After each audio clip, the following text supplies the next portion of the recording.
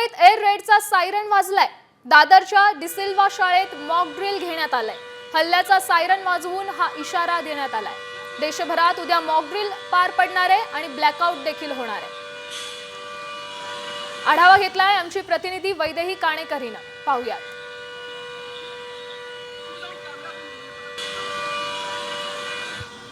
हा सायरनचा आवाज जो आपण ऐकतोय तो इतर कुठच्याही देशातला नसून तो मुंबईमधला आहे।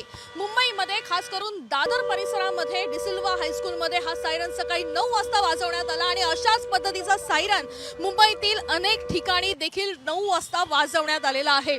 या पाकिस्तान युद्धासंदर्भातले हे ढग जे आहेत ते गडद झालेले आहेत आणि कधीही युद्ध होऊ शकतं अशी परिस्थिती जी आहे ती निर्माण झालेली आहे। 7 मे रोजी ही मॉक ड्रिल महत्त्वाच्या शहरांमध्ये केली जाणार आहे। त्यात प्रामुख्याने मुंबईचं नाव आहे, कारण मुंबई ही देशाची आर्थिक राजधानी आहे। ब्लॅकआउटमुळे निश्चितच अनेक जीव मोठ्या प्रमाणात वाचले असल्याचा दावा देखील करण्यात आलेला आहे। त्याच्यामुळे अशी परिस्थिती जी आहे, युद्धजन्य परिस्थिती जी आहे ती सध्या भारतामध्ये बघायला मिळत आहे।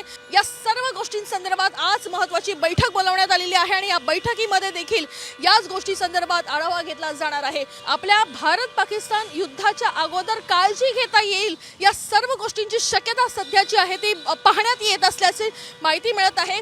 कॅमेरा पर्सन रोहित सह वैदेही काणेकर, साम टीव्ही न्यूज, मुंबई।